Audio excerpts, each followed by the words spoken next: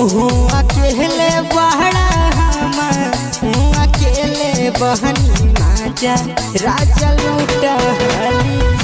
तू अकेले बहरा हम अकेले बहनी माजा राजा लूटली। ये राजा साबुन लगा दी हम नहात बानी जी। ये सैया साबुन लगा दी हम नहात बानी जी।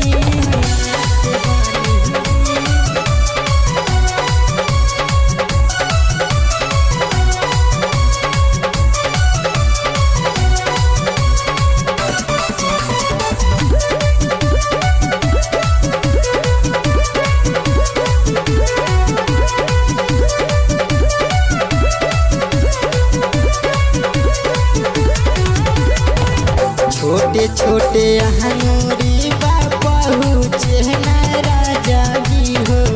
पानी बीच बहनी कुलात धाला पाजा जी हो।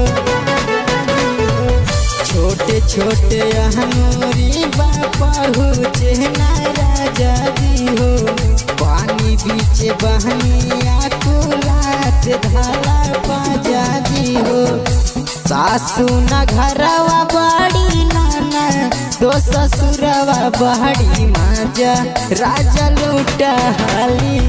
सासू न घरवा बड़ी नाना दो ससुरवा बड़ी माजा राजा लूटली। राजा साबुन लगा दी हम हाथ बानी जी।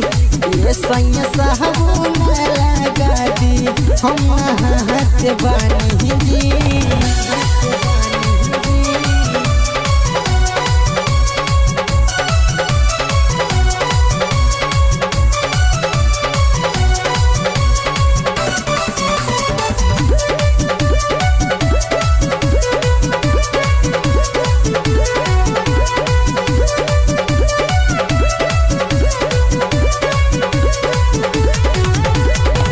पहिले से बंद कैले पानी दहरवा जी हो।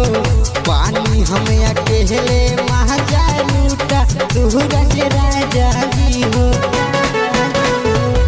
पहिले से बंद कैले पानी दहरवा जी हो। पानी हम अकेले महाजा लूटा नीरज राजा जी हो। आशीष निरहज धीरज खाला बाटे भरल थाली माजा आहवा लूटली। और पितिया लोग के धर बिन खाला आहज भरल थाली माजा आहवा लूटली। राजा साबुन लगा दी हम नहात बानी जी। ये सैया साबुन लगा दी हम नहात बानी जी।